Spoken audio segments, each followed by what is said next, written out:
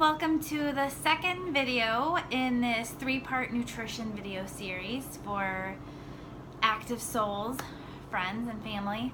My name is Erin Dubich, and last week in the first video we talked about how to choose nourishing and nutritious foods more frequently, like how do you get yourself set up for it successfully as far as planning and grocery store shopping tips. So if you missed that video, which you should have received on August 23rd from Active Souls, go ahead and check that out. I thought it was a really good, helpful, useful video. And so in this video, what we were talking about is how to not out-exercise a bad diet. So out-exercising a bad diet, what does this look like? Have you ever been super focused on calories in, calories out, and exercising with the purpose of creating more calories out? Have you ever been focused on burning calories, burning calories, burning calories, burning what you ate, burning what you're going to eat, burning extra calories so that you can't eat? Have you ever exercised because you're planning on splurging? So anticipating, I'm gonna eat these tacos and margaritas this weekend, or I really wanna have cheesy pepperoni pizza tomorrow night, so I'm gonna exercise more. Have you ever tried to make up for a bad day or a bad week or a bad month of eating by exercising more and more? Or have you added in extra workouts many times because you were eating badly and you needed to exercise more? And this mindset of exercising away what you ate is really damaging in various ways. One, plain and simple, you can just burn out your body, and when you burn out your body, it can't be a helpful resource for you to get through the week, and it can hurt. And on another bigger, more important level is your focus gets torn away from what's really important, which is to create a state of health and vibrancy and vitality for yourself, and you get focused in on the numbers aspect of things. So all of those scenarios that I described to you are this mindset of trying to out-exercise a bad diet or out-exercise your splurges and your treats.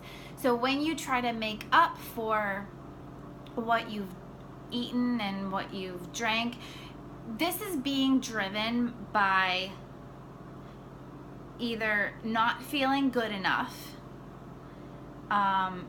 it's being driven by guilt, it's being driven by fear that you'll gain too much weight if you don't try to out-exercise it, and it's not an empowering or liberating point of view.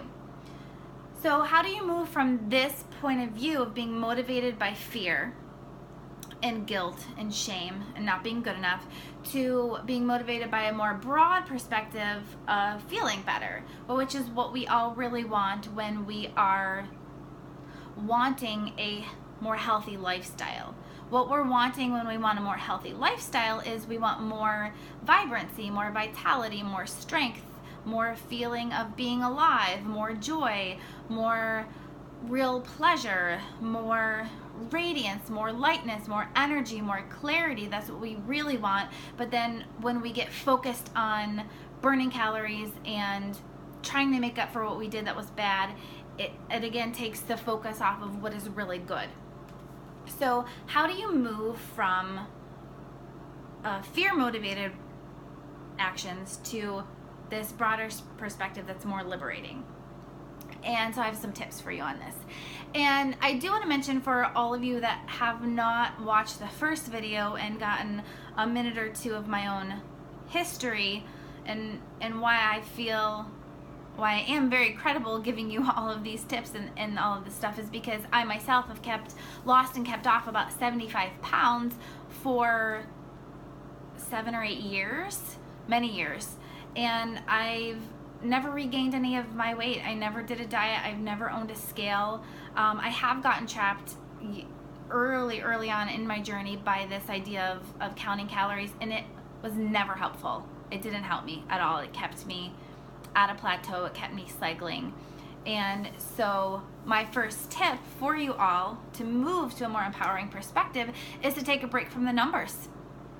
I haven't done any tracking with my calories over at least the last 5 years, and that's all of my successful maintenance. So you don't need numbers to be successful. You don't. I've been on a scale once in maybe the last 3 or 4 years. I'm the leanest, the strongest, the smallest. My body looks the best it's ever looked. And I'm aging, right? We're all aging. I don't need a scale to tell me how I'm doing. I know how I'm doing. You know how you're doing. If you don't own a scale, you know how you're doing when you get dressed. You know how you're doing when you're naked and you get in the shower. You know how you're doing if you're naked and you close your eyes. So not focusing on numbers is really powerful in moving you away from that. But don't be afraid that you're not going to be able to be successful without knowing them, because you can be successful without knowing them, or with only checking on them once in a while when you really need it. But don't depend on them. Another tip is to focus more on nourishing, nutritious foods and less on the bad foods. So changing the ratio of nourishing and not nourishing foods. So I don't use the word splurge, but you might use it for me. I have something that's not great for me maybe once a week. Sometimes it's less, sometimes it's more, but that's an average. For you and for some people that I talk to, it's half the time, half the day, half the week, half the month. So wherever you are now, try to cut it in half. Whatever you're doing, the drinks, the wine, the margaritas, the tacos, the chips, the cookies, the ice cream, whatever you're doing, get an idea in your mind of how often you're doing it and try to cut it in half and focus more instead on nourishing and nutritious foods like sweet potatoes and eggs and oatmeal and a lot of fresh produce and nuts and seeds, that sort of thing. The next thing that what would really help you to do is to stop seeing foods for their number, like the calories that they are, and seeing those foods for what they provide. And not everybody is a licensed dietitian like me and knows all the dorky stuff about how much protein and how much potassium and magnesium and zinc and vitamin C is in all the foods, but all of that good stuff is in your produce. So you know, you can look at something and know, wow, this is life-giving to me and not life-taking away. So see those foods like an avocado. An avocado has more potassium than an orange. An avocado has more potassium and more fiber per serving than any other fruit or vegetable. The only thing that has more potassium than an avocado is probably coconut water. That's probably about the only thing. So an avocado, instead of seeing it as several hundred calories and like adding all these calories to your day in one little bit, see it as something that has all these nutrients that help your body to run really well and recover really well and to keep you satiated and keep your skin hydrated. So see foods for what they provide for you and not from what they are taking away from you, calorie-wise. Another tip is to stop eating and drinking the things that cause you to feel bad in the first place. So many of us, when we see a kid do something that hurts them, we say, okay, you did that thing that hurt you, like don't do the thing. But for us, when we eat things that aren't great for us, it often will cause us guilt and shame. We feel bad about ourselves. We get really hard on ourselves. So plain and simple, and sometimes it's not plain and simple, but sometimes it is, just don't do it.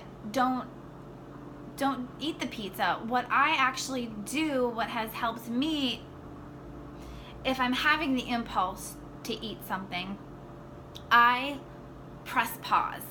That's my phrase that has worked a lot for me, is press pause. So instead of going to get the thing or going to bite the thing, I pause. And usually if I pause long enough, sometimes it can be as short as 10 seconds. I can allow myself to put it away or to drop my keys and stop from going out to get it. Sometimes pressing pause means I'm going to go on an hour bike ride, and when I come back, I know I'll probably make a different decision. So press pause if that's what you need to do to make a different decision. The next thing that you can do, which is in opposition to stop eating the things that make you feel bad, is to eat things that make you feel how you want to feel.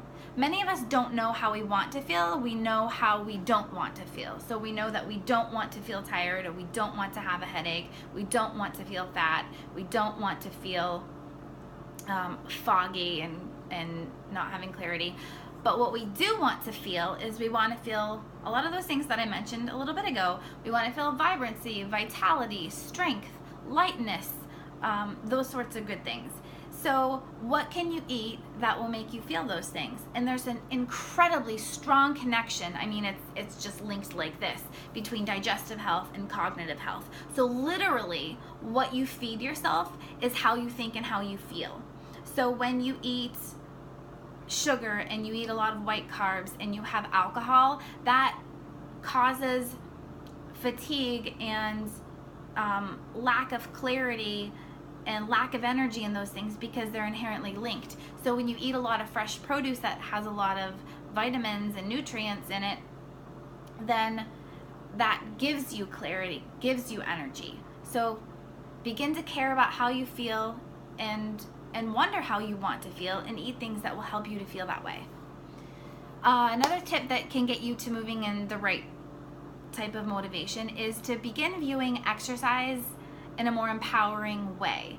So your training, your workouts, your exercise, your activity in general, put it in the context of how it gives you pleasure, how it makes you feel, instead of what it does for you as far as burning fat and burning calories and taking away what you did that was not good for you. Do it because it feels good. Choose activities that feel good. And I'll give you an example of how some things can feel good to some people and not others, and sometimes they change. And that was, I started running in about 2004, and I do a teensy bit of it now, but I pretty much stopped running in 2011. I ran 4 marathons, 4 half marathons, and when I was doing it then, I really liked it. It provided just this release when I was out on the trail running, or out at the track. It just felt so good to me.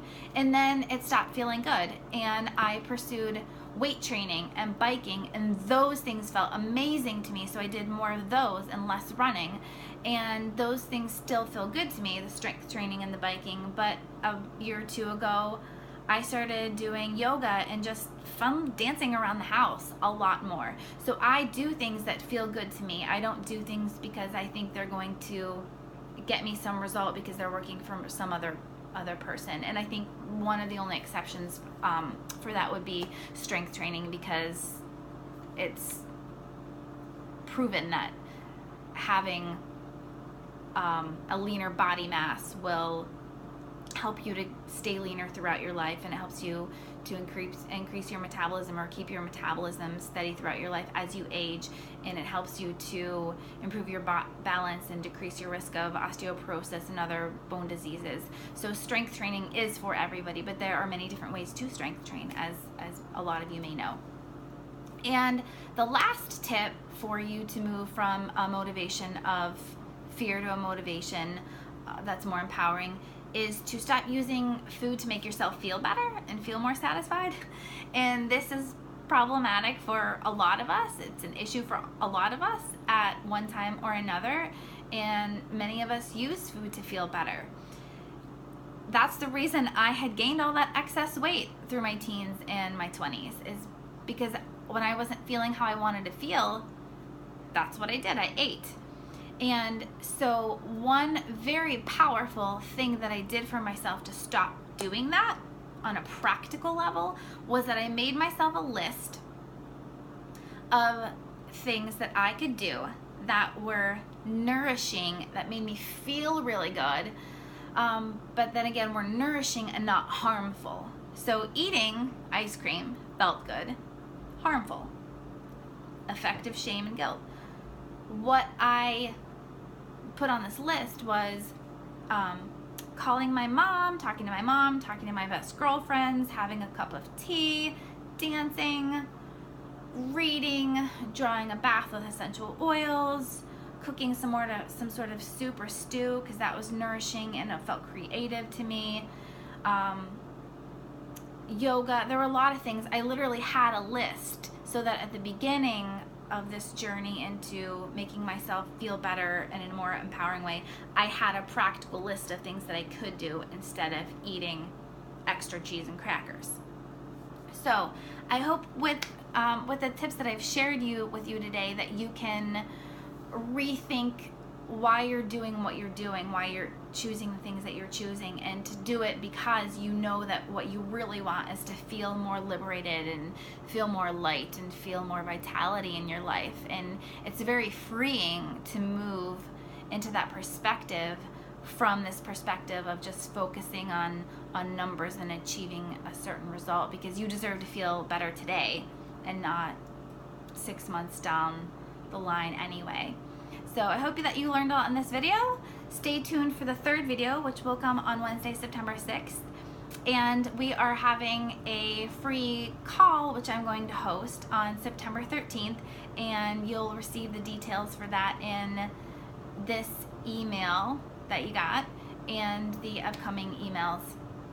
And there will be a live workshop at Active Souls on September 26th. So I hope you all enjoyed this, and happy living.